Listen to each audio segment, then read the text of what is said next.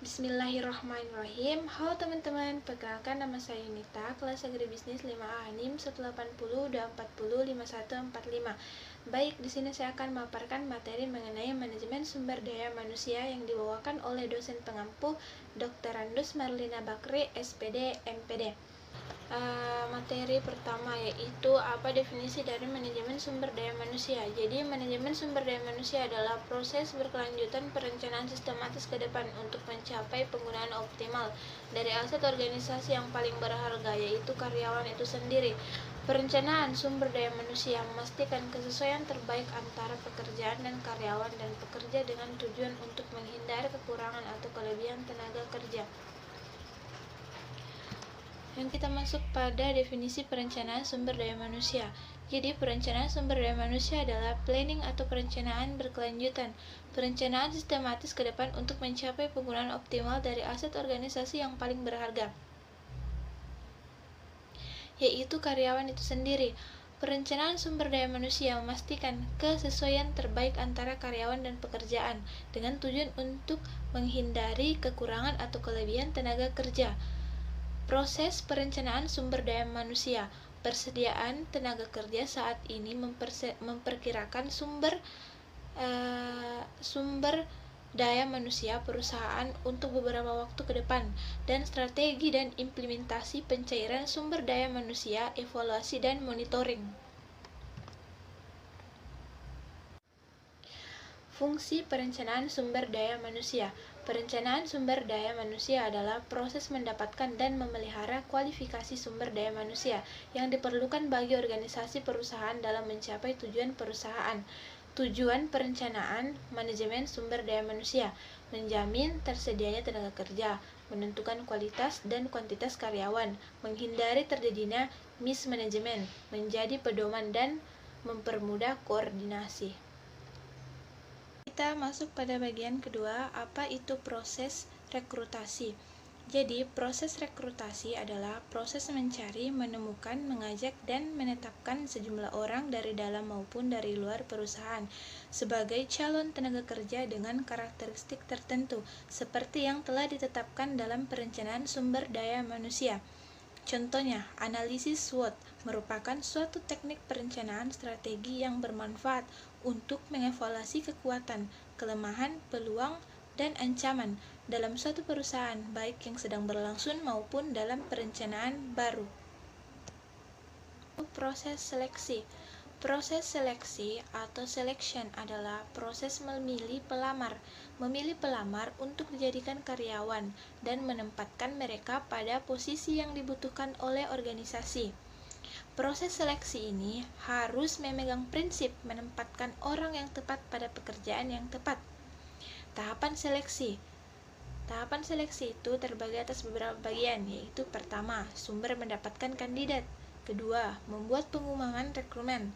Ketiga, meninjau lamaran yang masuk. Keempat, scanning. Kelima, wawancara melalui HP. Keenam, tes kemampuan. Ketujuh, proses wawancara atau persatu. Kedelapan, diskusi. Kesembilan, menyerahkan tawaran kerja. Macam-macam seleksi terbagi atas beberapa bagian, yaitu tes-tes psikologi. Tes-tes psikologi terbagi atas 1. Tes kecerdasan, kepribadian, tes bakat, tes minat, tes prestasi, tes-tes pengetahuan, dan performance test. Kita masuk pada bagian keempat, yaitu apa yang dimaksud placement, induksi, dan orientasi.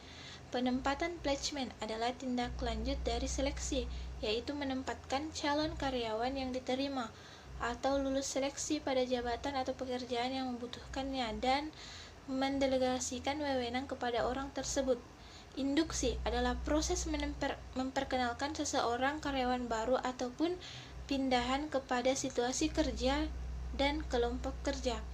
Orientasi adalah proses menyediakan informasi-informasi mengenai perusahaan yang perlu yang diketahui oleh karyawan baru. Contoh placement, induksi, dan orientasi.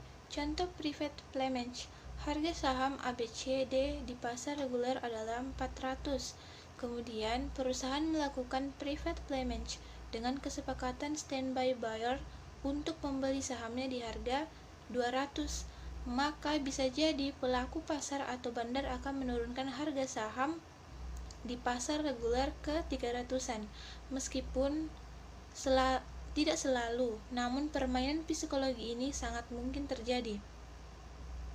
Contoh orientasi dan induksi.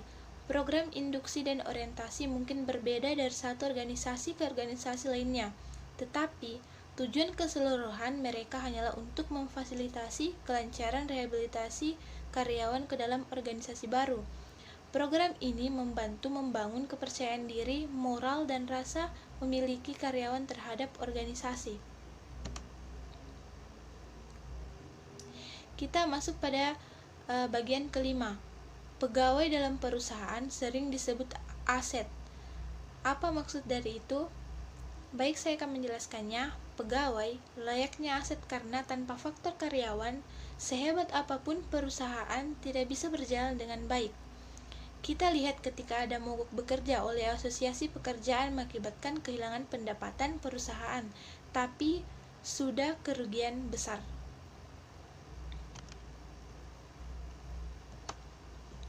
Kita masuk pada bagian ke-6, ruang lingkup manajemen karir.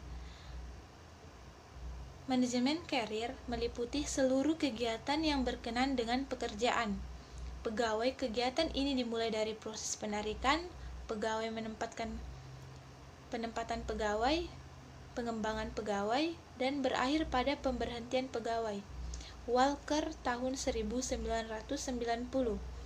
Misalnya, membuat sederetan isu dalam manajemen karir, ia mengaitkannya dengan berbagai kegiatan perencanaan, ketenangan kerja.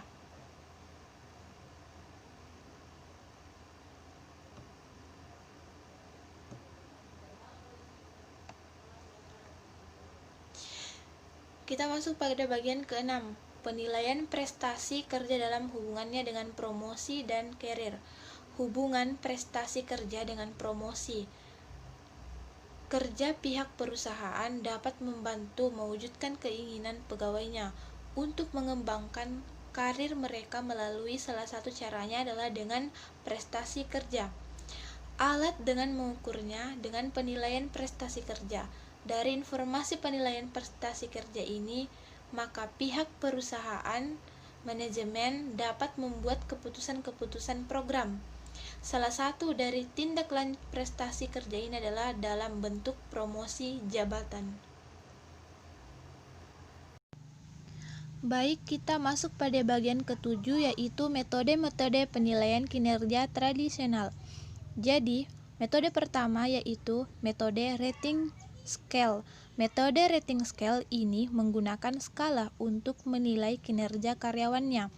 Misalnya, dari skala memuaskan hingga tidak memuaskan, ataupun dari skala sangat baik hingga sangat buruk.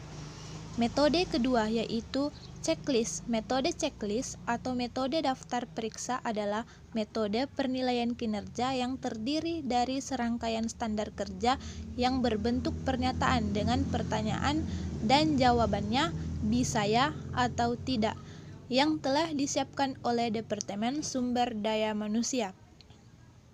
Kita masuk pada metode ketiga, yaitu critical incident. Metode critical incident atau metode insiden kritis adalah metode penilaian yang memusatkan perhatiannya pada perilaku kritis atau insiden kritis, baik perilaku yang positif maupun perilaku yang negatif. Kita masuk ke metode esai, yaitu metode keempat. Metode esai adalah metode penilaian yang paling sederhana di antara berbagai metode. Kenapa? Karena metode esai ini penilaian menulis uraian tentang kekuatan, kelemahan, kecerdasan, kehadiran, sikap, efisiensi kerja, perilaku, karakter, dan potensi bawahannya. Kita masuk pada metode kelima, yaitu metode ranking. Metode ranking adalah metode penilaian yang membandingkan satu karyawan dengan karyawan lainnya. Kemudian diurutkan berdasarkan peringkatnya. Karyawan-karyawan tersebut diberikan peringkat atau ranking dari yang tertinggi hingga yang terendah, atau dari yang terbaik hingga yang terburuk. Itulah tadi pemaparan dari saya. Kurang dan lebihnya mohon dimaafkan. Wabillahi taufiq wal hidayah. Wassalamualaikum warahmatullahi wabarakatuh.